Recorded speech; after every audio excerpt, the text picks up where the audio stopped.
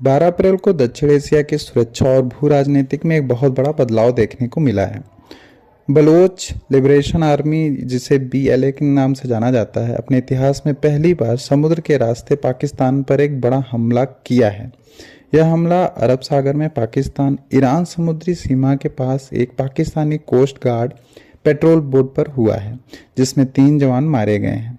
यह इलाका राजनीतिक रूप से बेहद ही इम्पोर्टेंट ग्वादर पोर्ट के काफ़ी नज़दीक है। यह इलाका राजनीतिक रूप से बहुत ही इम्पोर्टेंट है।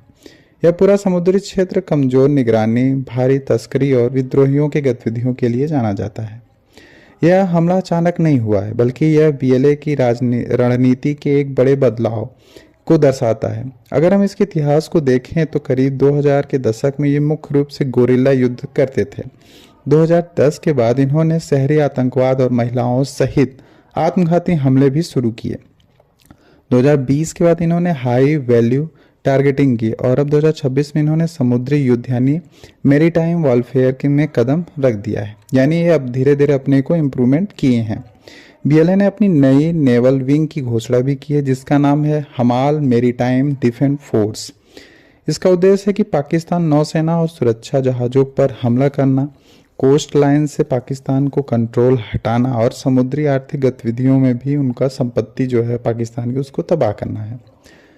यह लड़ाई एक मल्टी डोमेन कॉन्फ्लिक्ट बन चुका है। यहाँ पाकिस्तान को जमीन के साथ साथ समुद्र पर भी संसाधन खर्च करने होंगे। पाकिस्तान की बलूचिस्तान के करीब 1000 किलोमीटर की लंबी कोस्टल लाइन है, जहाँ पे अनगिनत छोटी छोटी नावें चलती हैं। पाकिस्तान के लिए यह पहचानना बहुत ही मुश्किल है कि कौन सी नाव आम नागरिक की है और कौन सी आतंकवादी यानी स्मार्ट आतंकवादियों की है। मनोवैज्ञानिक रूप से यह हमला पाकिस्तान की सुरक्षा कमियों को उजागर करता है। यह BLA के प्रोपोगंडा को मजबूत देगा, जिससे आज़ादी चाहने वाले और भी युवा इस संगठन में जुड़ सकते हैं। इस मामले का असर सिर्फ पाकिस्तान तक सीमित ही नहीं है, बल्कि इसका सबसे बड़ा नुकसान चीन को हो सकता है। ग्वादर पोर्ट चीन पाकिस्तान आर्थिक गलियारे का एक महत्वपूर्ण हिस्सा है। चीन मलक्का जलडमरू स्ट्रेट ऑफ मलक्का को बाईपास करके ग्वादर के रास्ते सुरक्षित व्यापार और तेल आपूर्ति करना चाहता है। लेकिन यह समुद्री हमले ने ग्वादर को एक हाई रिस्क जियोपॉलिटिकल हॉटस्पॉट बना दिया है। चीन के भारी निवेश और उसके सामरिक पहुंच से अब बड़ा खतरा मंडरा रहा है। आखिर बलूचिस्तान है कि लोग इतने गुस्से में क्यों हैं? उनके गहरे का मूल कारण है बलूचिस्तान गैस और खनिजों के समृद्ध है, लेकिन इन संसाधनों का असली फायदा कौन ले रहा है? पाकिस्तान के पंजाब प्रांत को मिलता है, जबकि बलूचिस्तान के लोग अभी भी बेहद ही गरीब हैं। राजनीतिक रूप से हाशिए पर रखा जाना, अत्यधिक सैन्य उपस्थिति, संसाधनों का शोषण, बाहरी लोगों को बसने की अपनी जनसंख्या यानी डेमोग्राफी को जाति पहचान खड़ा करने का डर इस विद्रोह का असली कारण है।